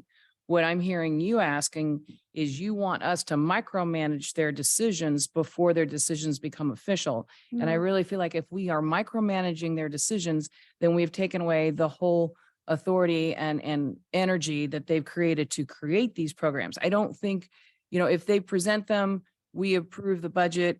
I mean, I don't think that we need to be readdressing all these decisions because what if you don't like something? Are you then gonna micromanage them and make them? I just think that No, we're getting that- too into the weeds with it. I'm not asking to micromanage. Point of order. She has a valid question. You took the floor without the chair recognizing you. Blake, you have the floor. Yeah. I think she's just asking for information and just to expedite the process. And you've said that's not a problem, right? No, I didn't take it. No, I think that we're way. good. I wasn't, She just asked, Just share them for people Right. to look at. Yeah. They public records. but Ms. Snow, that was your point, right? You just wanted to make sure we'd had a chance to look at it. well, before the funding is approved, as a council, I think we should review because these are city funds. And we want to make sure that it makes sense for the community and it's good for the community. I'm not saying that it is not, but I want to make sure that, I just want to review it before it's put out there, unlike the last program. I would like to see the information before I give you the money, not I, but I'm part of this council. My vote goes towards approval of the budget. But yes, it just makes sense, and I'm just using this as an example, when it came to I just would like to see the guidelines, read them and understand what the guidelines are before I say, sure, let's approve this in the budget. And I hope that makes sense to everyone. And I'm sorry if it doesn't. When I, Apologize. Okay. Councilwoman Lipka. I would just point out to you that again would be city staff's tasks. I don't think it's city council's task. I mean, we have people who are paid good money to review these things and present to council. If FNIP comes up with a program, city staff approves it and then presents it to us. I don't think we have to micromanage the details of the program. We should be in a position where we can take our city staff's recommendations from there. Councilman Blake. yeah, I think we're all on the same page. No, we're not. What? My understanding was it's public knowledge. She just asked if instead of us having to find it on the website, you could send us an email link. Obviously, we respect the city staff, and if they give us a recommendation, we're in all likely going to do that. So I don't know if it's necessarily at odds. It just was an informational request. I don't think she's trying to micromanage at this point. I might be proven wrong down the road, but it just seemed like she was asking for making the information easier. Mr. Ashby, I truly appreciate You your out of comment. order. I'm, at this point, I really don't care. I'm getting angry. Do not question or try to, Councilwoman what? Lipka, it is not your opportunity to speak. Councilman Ashby has the floor. And I'll yield the floor. I just don't know what the controversy is over. Mr. Robinette, could you please proceed? Proposing to advertise and manage the prohibitable business loan and society program. I've poured through both of those requirements, guidelines, and applications. Again, it was limited, the amount of knowledge that we could dig up on it, but it doesn't look like those programs have been utilized in the last couple of years. There is there is a business owner in Ferguson who is purchasing a building, and I deferred him to Dave a couple of days ago because we don't manage this program currently, but they would like to utilize a program like this. Those two programs in F&IP's recommendation should be combined into one program. They are very similar. They're there to modify the storefronts to give them, you know, a really nice look. And they're a 50-50 forgivable loan program on the forgivable business loan. So the business owner would do the same thing. They're very similar to the exterior program for residences. This happens to be for business. If the city, you know, we think putting $100,000 to that would give you 5 buildings that you could modify. I doubt that you could spend that much. I don't know if 5 business buildings would sell in the next year. But whatever money the city decides to appropriate, even if it's a pilot to get the program back up and running, F&IP would propose to combine and build an application for you and put that program out there and manage it the same as we do the exterior. So- That's the pitch for that program.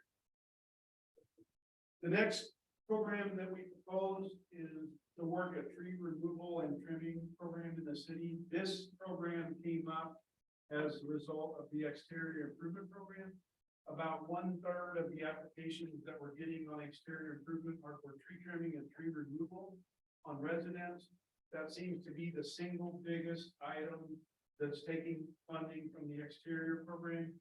So we've had a lot of discussion around what we could do to scale a tree removal program for the city. You could certainly come in and, you know, we had a meeting and talked about this a little bit with city staff already as well. You could certainly come in and look at the trees that belong to the city, look at the trees that belong to the residents, get everybody on a list, scale it, bid the whole job, and you could probably get 2 to 3 times in the scale. If you hired a tree removal company to come in and do $50,000 worth of trees, and some portion of that was funded because it's on private property, so the homeowner paying 50%, of which F&IP would be granting them 50%. The city would be paying for their trees. The scale is in 3 to 4 years, you could have all of your problem trees taken care of, in my opinion. Most of your problem trees taken care of, in my opinion, and then it becomes a maintenance issue, not a large scale issue. Okay, Have a question? okay, Councilman Blake. Well, and so this gets back to what Mike was talking about with the sidewalks, that if we can bundle these things together, we save a lot of cost on them. Is there a thought that you're going to create like a window for, you know, for this 2-block area, you've got to agree by this point and then they all happen together? Or how are you thinking about forming that bundling?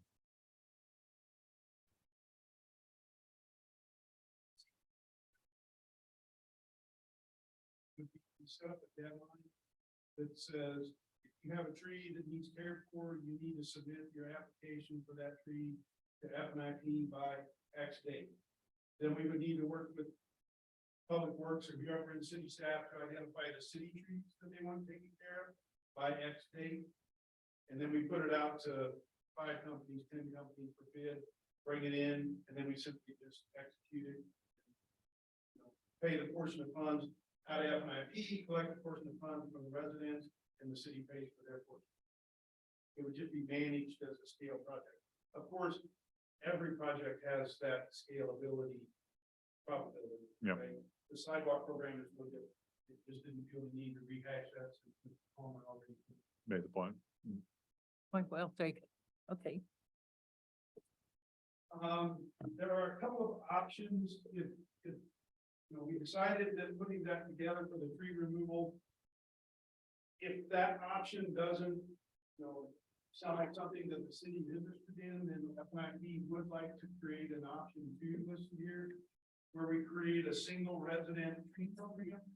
Again, similar to the exterior improvement program, there's no scale advantage to doing that.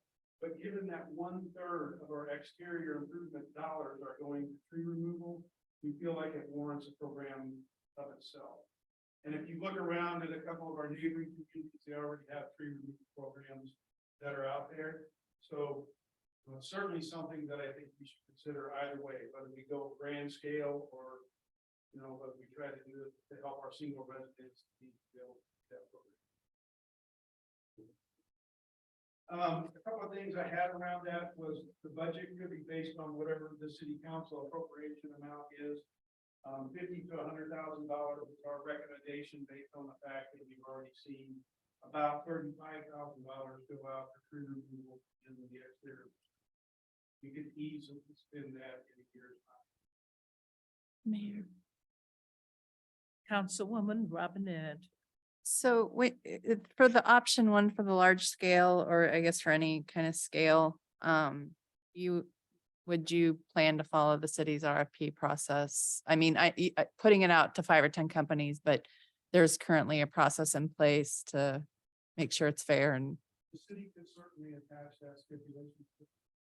We would go for our own bids from I will say that this was not intentional, but through the exterior roof program, we compiled a list of what seemed to be very qualified contractors and have referred some of those contractors to homeowners who were having problems getting contractors to do work. We would probably go to some of those contractors that we've had a good experience with in tree removal so far. But if the city wants to fund this program, they could put stipulation on that we follow the city's RFP program. Well, then, Either way, I'm going to get bids from the company. Okay. Does that answer? Yeah. Councilwoman Noor. I just want to clarify, because first of all, I appreciate the work that you are doing. I want to make that clear to everyone. This is not an attack on FNIP because this is detailed. This is work that needs to be done. This is what I've been thinking about, kind of hitting around to, this is the direction that we need to be going in. So I appreciate FNIP. As a council representative, I have every right to ask to follow the money. These are taxpayers' funds, and so please don't take offense to that. If I go to anyone and I ask them for funding, they're going to ask me, Naquita, what are you doing with the money? They want to know, where every cent is going. And that's a fair question. So please don't take offense to that. If you do, again, I apologize, but I have to ask. And then the constituents, I have a responsibility to them because people want to know, where is the money? Where is the help with cleaning up our neighborhoods? And I have to be accountable. So that's what I was elected to do. So I will ask these questions. And yes, if we're going to allocate funding to FNIP, I understand that FNIP reports to the IRS, but there's also reporting to the citizens. And that's where I come in. And I hope that everyone understands that and respects that, Mr. Robinette. It's not a personal attack on you, but these are citizens' funds. This is our community. We all have the same goal in line, right? Thank you. It's not about being behind us or in front of us, but again, when it comes to the guidelines, as a council rep, I would like to review the guidelines before it's placed on the internet for everyone to read. Councilwoman Noor, that has already been established. No, I just You wanted don't to have clear it. reiterate, Councilwoman Robinette. We have about 400 pages in front of us of a budget and many allocations going to different entities that we're approving. And there doesn't seem to be like with the money that goes to FSBD or money that goes to the farmer's market or whatever. There doesn't seem to be that level of scrutiny. It's only on FNIP. And to me, sitting here, regardless of any relationship I have with that man, it just feels punitive, and it feels like it's an attack against Mike Palmer for everything Mike Palmer's tried to do. Everything seems to be an attack on Mike Palmer, number one. And then anything associated with Mike Palmer is under a magnifying glass and continuously brought up. And this, this is one more thing We have no reason to dig into what they spend their money on. We don't ask John what they spend the fire department money on. We allocate funds and we trust them to do what they will within their budget. That's what we do. We say, this is what the budget is. You go do what you have said you're going to do. Like, we don't ask what color the shirts are that Dave buys for his staff. I mean, that's the level you're getting to, and it's very punitive. Thank you, Mayor. A point of order. Let's do this. Let's do this. Let's do this. Let's do this.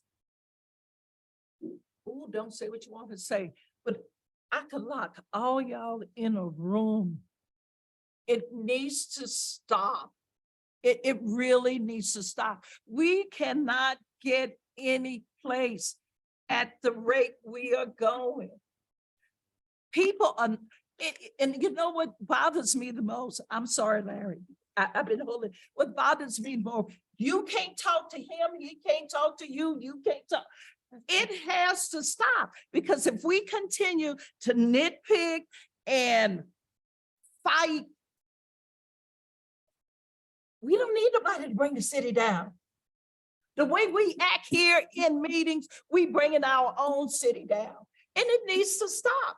I'm not talking to you, I'm talking to all of us. I done had it up to here. Now Tavia, she told me don't say anything, but I done had it up to here. If we're gonna move this city forward, we better start getting along and understanding why things are the way they are. MML, if you don't understand something, go take a class. But we cannot continually sit here and don't move. It's not the people out there, it's us. I don't want to hear nothing else. That's it. Finish, Larry. I'm sorry, Mr. Robinette.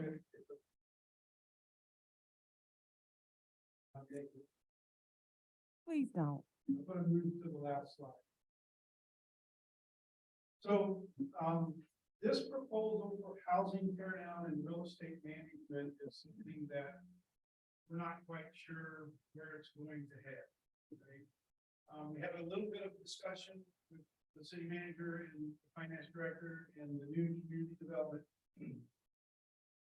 director, and we understand the need. We made the pitch, if you remember last year, to appropriate $300,000 to housing tear down. The city is managing that themselves. That didn't go to F19, but it is something that's very much needed. So the proposal, or I shouldn't say even a proposal, the discussion that we had was, where's housing tear down program and what can we do to put some meaning into it, where we're not just tearing down houses that Public Works then has to mow all the lots, right? Could we couple the housing tear down program with the adjacent lot program? Could we couple it with some other things? Is there a possibility that you could make FNIP a land bank? I have mixed emotions about that from an FNIP perspective, but if it's the right thing to do for the city, with the right support from the city, FNIP could probably work as a land bank. We would need to make sure that they're not left stranded like many land banks are in many communities around the country. We need to make sure that that's good, but we could probably do it very efficiently. We could probably really start marketing the adjacent lot program, or maybe even expand the adjacent lot program into something that it's not today. So the city doesn't carry the burden of those empty lots. Right? For being, we really shouldn't care who's mowing it. If they're willing to mow it, then the lot could become theirs. But I put some things here that I really don't have an idea what a budget would look like for that. I really want to continue talking this through with the city staff and see where their heads are. You're already paying for this, right? You're paying for it through the city's budget to manage it, because you got to take care of all this. It's just a matter of whether it makes sense to have something like a separate 501c3 be your land bank, which is the customary way to set up a land bank. If you look at the LRA down in the city, again, a poor example, because they're struggling due to the amount of property that they're currently managing without the funding sources. But I would encourage the council to think about how you want to manage this. And if it is something, again, we would probably want to have a whole separate discussion on this and come to an agreement in city staff and determine how to manage. it. Okay? That makes sense. Yeah. So that's why there's not a budget dollar attached here. We don't really know what that program was. Councilwoman Lipton. Had a question before that. And I just wanted to ask to make sure I heard correctly.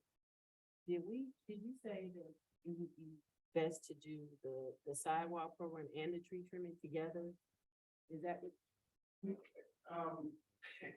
I didn't say that, but you know what, it's like you read my mind, because we talked about the fact that, and I heard you all talk about it before I came into the table here, the fact that trees are damaging the sidewalk. So it really would be smart to look at the programs in unison and think, you know, if we go for a brand new sidewalk here and we leave this 50-year-old tree that's got 5 roots coming up already, we've done no service to anybody, because we're gonna have another sidewalk put in a couple years down the road. I didn't say it, but it is a very smart idea and a very good way to manage the program. Thank you, Councilwoman Nelson. Councilwoman Lipton. So, just kind of going back, we had talked about with the finance director about a procurement specialist down the road being added to the staff of the city. But kind of, that's what you're kind of utilizing yourself as if you went into the housing tear down and real estate management, because you would be taking on so many different things. You would have a procurement mentality that would be cost effective. Is that what I'm getting from this idea? So it wasn't my goal to come in here and give council the whole history lesson in the middle of your budget session, right? It was my goal to come in here and do this. I will tell you that we're working on trying to operate under the Missouri Abandoned Housing Act. Again, we have WashU's legal team on the hooks to help us with that. They have pulled back due to enrollment and due to, which they already had in the city. We are currently hoping to get funding from some other sources to chase the Missouri Abandoned Housing Act, get ourselves legally set up to operate under that, where we can buy 1-year tax delinquent properties and not have to wait for 3 years. There's a lot of things you can do if you're operating under that program that brings some benefit to the city and the property we have. We're nowhere near ready to kick that off. We would need to put some of that together and have some funding sources from some other places. Did that answer your question? But you did bring me to my next question, which is the, so in the very beginning where you've got the budget proposal plan to extend the residential exterior program and you're seeking another 250,000. The first 250,000 came from the ARPA funds, correct? So the second 250,000, that would be coming from our general fund or from the budget in general? Because we don't have the ARPA funds, or do we have ARPA funds left over that we would be possibly allocating? I'm sorry, ARPA, okay. So basically, if we were to do the whole wish list, so to speak, we'd be looking at 250, another 50 for the sidewalk program, and then another 20,000 to combine the favorable business loan and facade easement, and 100,000 for the fiscal year, and then 100,000 for the tree program. Yes. I just want to make sure I got it right. I mean, these are all valuable things. It's a lot of money, but it's also the thing about this is that wherever you're spending these dollars, you're going to get double that amount back in the improvement of your city and the value of your city.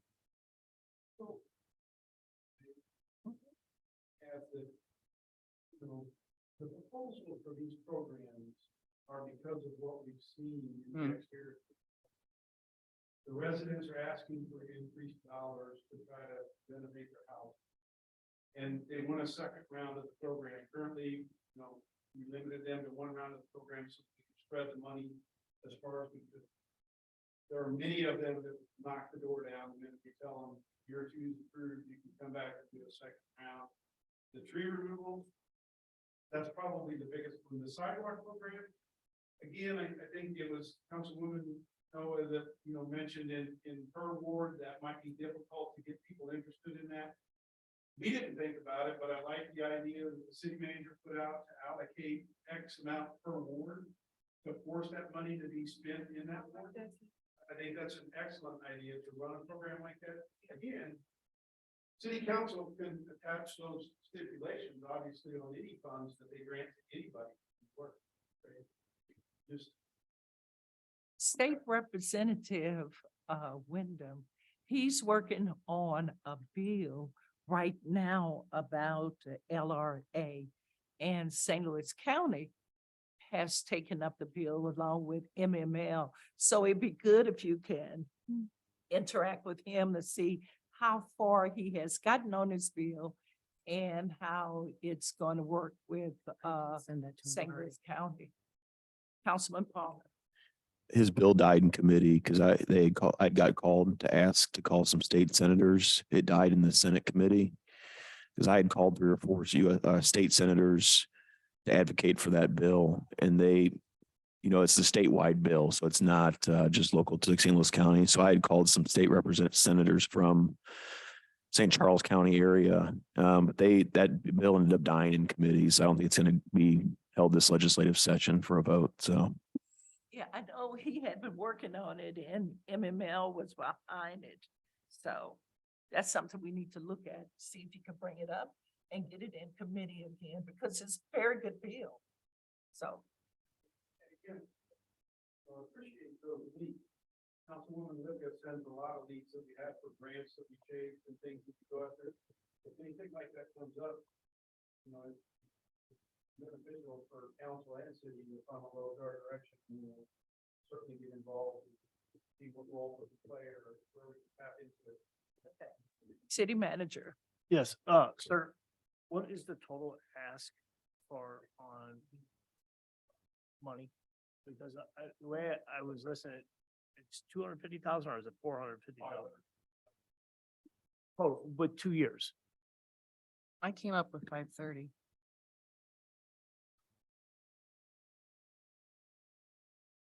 Nope, you're right. I see where I made my mistake. thank you, Evan. Councilwoman Noel. And for clarity, there's still money out of the 250,000 that was allocated to FNIP already. There's money still in that account or for the programs that are being operated, or have those funds been depleted? And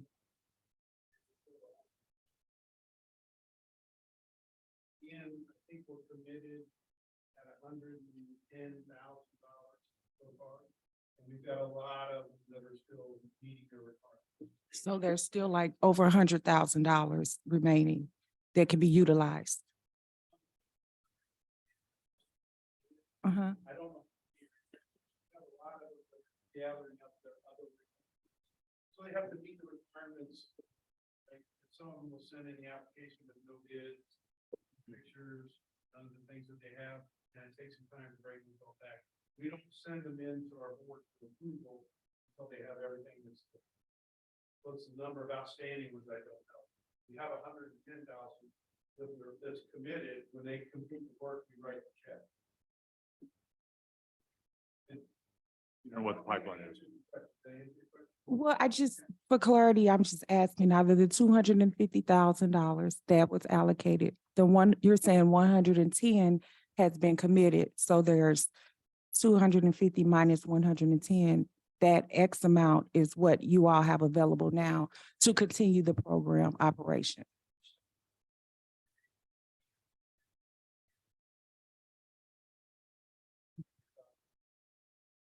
So stop, I gotta get if we mine. allocate the 520, that'll be about 600. Okay, thank you. I gotta get my house done, don't stop.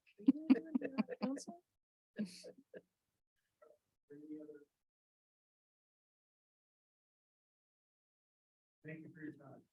To Mr. Robinette. Okay, next on the agenda, city manager. Okay, Mayor, Council, go ahead, Evan.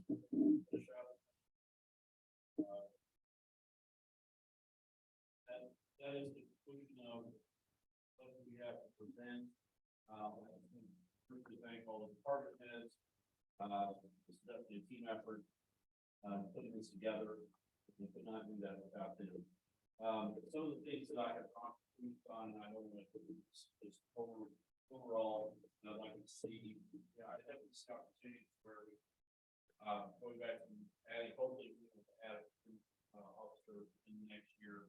I think definitely would help streamline a lot of our purchasing, and then there's a lot of processes that I believe that we can streamline as well. I think we began to do that, but we're able to see some of the things we're able to cut back, cut down on in this budget.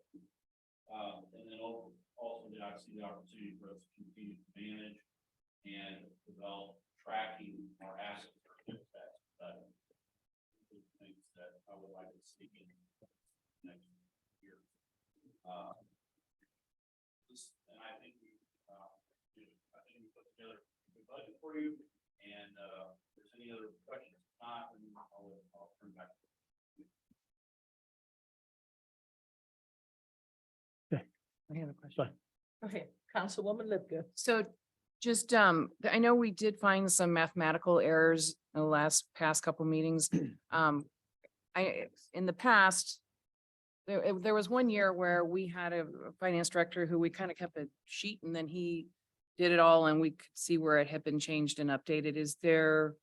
Can you kind of get us up to speed on what the update is on the numbers and what was corrected? So I know, I'm sorry. Go ahead. So I know Evan's been taking track and we've been meeting.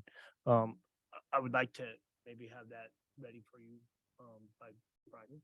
Yeah. Thursday, Friday. Okay. We could.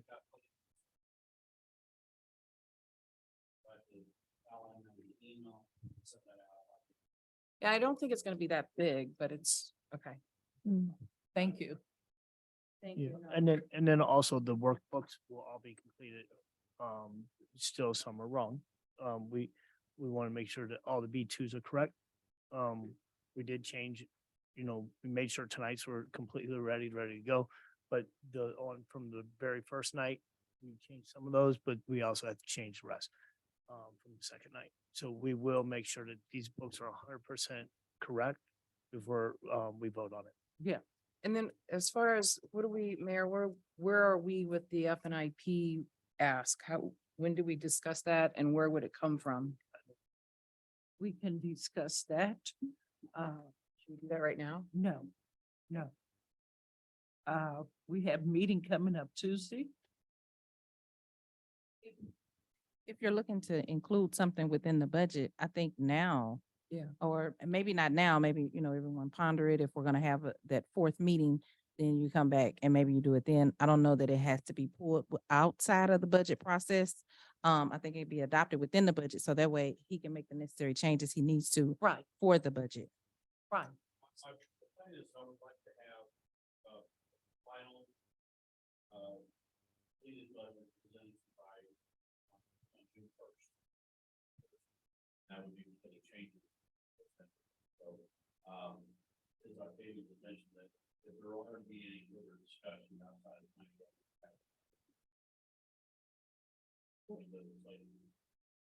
Well, Mr. Trump, where would we pull the funds for FNIP? Right now, that would have. I'm sorry, That would have. would ARPA cover the full amount? Councilwoman, Robinette. So, I don't think we have ARPA covered in the general. No, we haven't gotten to it yet. No, it's not, it's outside. So the general budget, I mean, like that discussion can be separate from the Mhm. general budget approval. Mm. Right? Yeah, because I believe ARPA is more of a different animal It's- than. yeah. budget. It's been documented, and it's been obviously reported that we brought in revenue last year. But as far as it's So honestly, we That- wouldn't have to have this conversation regarding this budget. We could actually have this conversation regarding ARPA funds outside of budget. If So- am I understanding? No, it came in as revenue. I'm Go sorry. ahead. So I believe we've already collected as revenue. Now we have it. Okay, so now it's gonna be more of an expenditure. And what my plan was gonna be is to get it all prepared for you and bring it to council one night. So then, we concentrated on this mostly. I know there's a few things that staff has to talk about with ARPA. And then we're gonna bring it to you, but I mean, the emphasis is gonna be on streets. That's one of our biggest things. That's our biggest problem that we have in this community. I know everybody has a project they want to do and we are strapped for money, as everybody knows. We have to make this ARPA fund go to the people, the community where it needs it the most. And so we want to bring a real nice presentation to you. Okay. Okay, so, my suggestion is we keep next Thursday to still do some budgeting, give Evan enough time to make the necessary corrections. And yeah, ARPA should be, Chief, going to include the ARPA presentation for next Thursday. Yes, ma'am. Okay, so that'd be good. When we ponder on FNIP and make suggestions of whatever next Thursday. Yeah, because we've been also looking at the speed humps. Right. And the effectiveness that it's had. If I don't know if you guys have driven through the old North Winds area. That apartment complex owner has put in speed humps and they're amazing. Is really, you don't even hear traffic. We're actually talking about maybe introducing an ordinance to council that if a apartment complex is ever bought again, that speed ramps be a mandatory, I guess, expenditure that they would have to have in order to buy the property. It has really cut down on speeding in that area.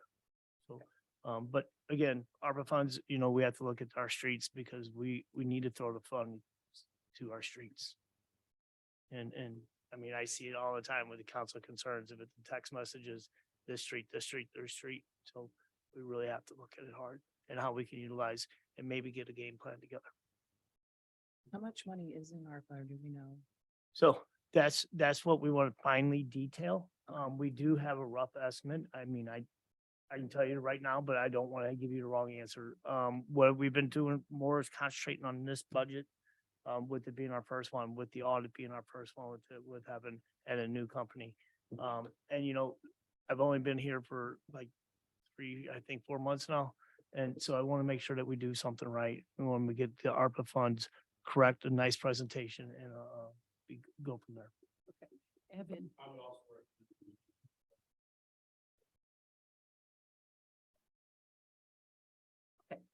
Mm.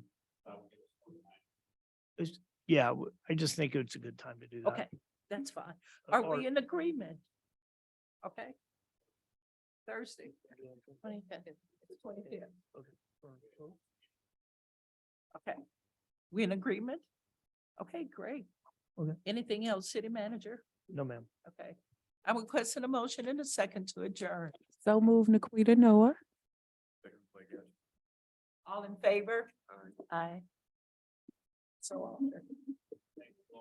Thank you. Do you want us to leave these here? If you don't mind, can you leave books? I will get them all up